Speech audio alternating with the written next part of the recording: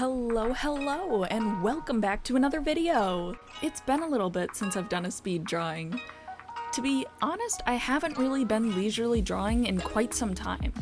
My college recently closed and I've been absolutely drained having to sort things out, so it was nice to finally sit down and enjoy working on a character I haven't drawn in a while. This is my OC, Stella Marksworth. She is my over-enthusiastic mother of three and the wife of my OC, Kyles. I have some basic character models for her and the entire family, but it's been a while and I think they could use a good character model update, especially since my style and skill level have improved since I created them a year or two back. I originally had Stella's design within my default, my comfort zone. She was pretty small and I quite honestly struggle with diversity in my drawing. I particularly struggle with body diversity among other features, so I've been working on my drawing skills for different sizes, and I'm pretty proud of how it came out. I've been watching a lot of Bluey, as I know many others have been doing, and I really like the curves and design of the deer decorations in the episode Veranda Santa or Christmas Mischief.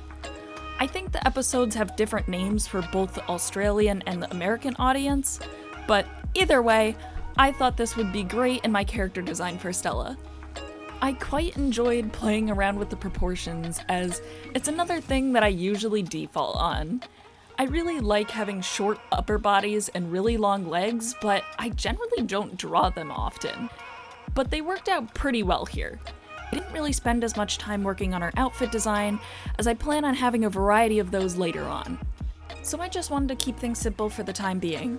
There were a couple of things that I did keep from her old character design, her hair being one of them. I also really liked the shoe design I had for her, but honestly, she has a lot of switching outfits, so I doubt this will be a constant in her character design. She has a very distinct and bold style. She likes a wide variety of options. I can't hold her back from that. I did a basic sketch to try to get the base design for Stella, but I didn't quite get the results I wanted. I then tried practicing getting a better understanding of the shapes by tracing women of bigger body types. But I wanted a little bit of variety in my references, and I figured it would be good to look at fat women in history. For my first reference, I have Elizabeth Charlotte Stice Whitlock, or as she goes on stage, Miss Laudia Grant. She had the act of playing the fat lady of the circus and traveled with a variety of different circuses. I couldn't really find specifics. They didn't really have information on what circuses she traveled with. I honestly struggled finding out much more about her other than an article about one of her weddings, but this unfortunately is not that uncommon. There are people who don't like to think that fat people existed before recent times, but in reality they've always been here. They're just frequently forgotten or washed out of history. As was the case with this woman here. I unfortunately couldn't find her name, and all I could find is that she also was a woman of the circus. I couldn't find her name, I couldn't find any other details, but I still wanted to have her as one of my references. Then I had a couple reference photos of Velma Middleton, a jazz vocalist in Louis Armstrong's band. She was also a dancer and an entertainer who was known for her splits. One of the first images that comes up when you Google her name is her doing a full split. Now, once I got a better feel for the shapes and how to draw Stella's legs and arms properly, I started working on a sample of various parts to see which worked best. I call these diversity sheets. It just gives me a wide variety to choose from to mix and match and see what works best together on the character. I then brought in a reference image of her mom to give Stella some similar facial features such as her eye shape, ears, eyebrows, that sort. I like having familiar features between my characters. I liked the proportions I had on Stella, so I had my first sketch to the side so that I could sample measurements, along with my shape traces from my references. And I just straight up kept her face shape and played around with her various facial features. I really struggled with figuring out her hands. I have no idea why. I had to go back several times with a fresh set of eyes to figure out how I wanted them. I guess it was just not my day for hands, because it took me the entire day to figure it out. But I got there at the very end, and quite honestly, I I think they're one of the best hands I've ever drawn, so it was worth it. I then started working on her fit, which at first I did her original dress design. I had a dress going down to her feet, this really puffy, sharp dress. But I don't know, something about it looked off.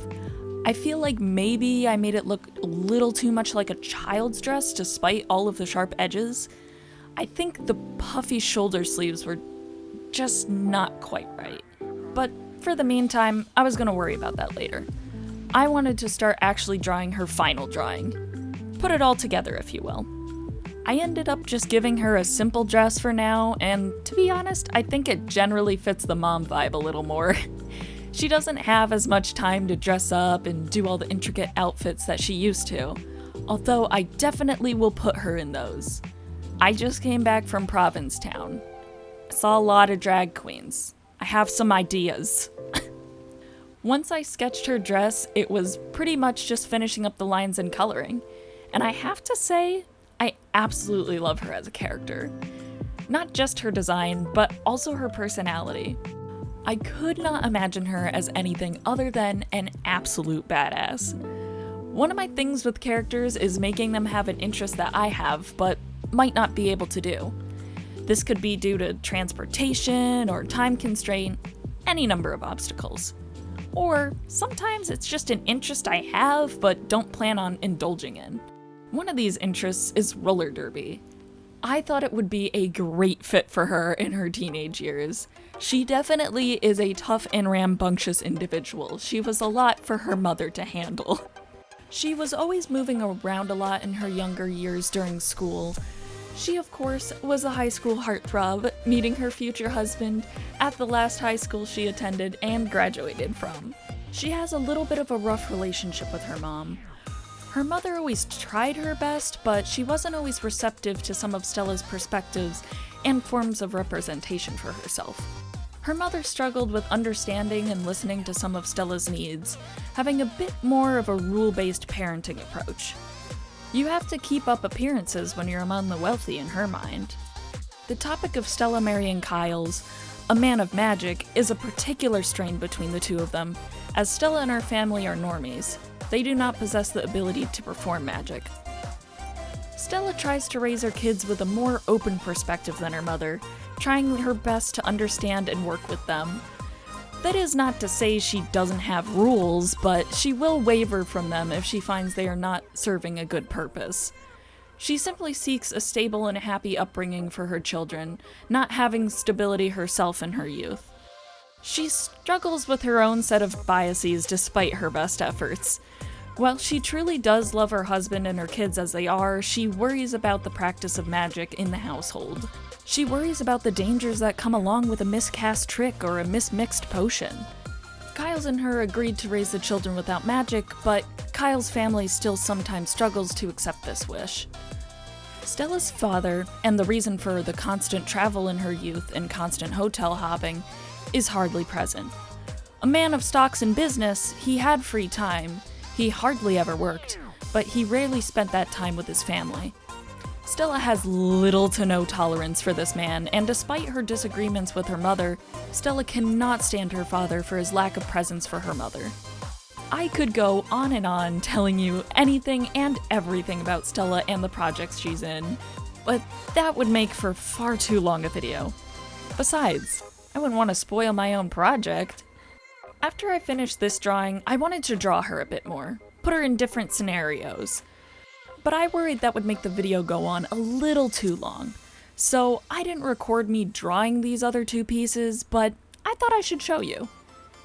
In the middle is her taking scissors away from her youngest, Aries, my little troublemaker, agent of chaos, and aspiring arsonist. And in the bottom corner, I have her with her husband, Kyles. I feel like this one came out a little wonky, to be honest, but oh well.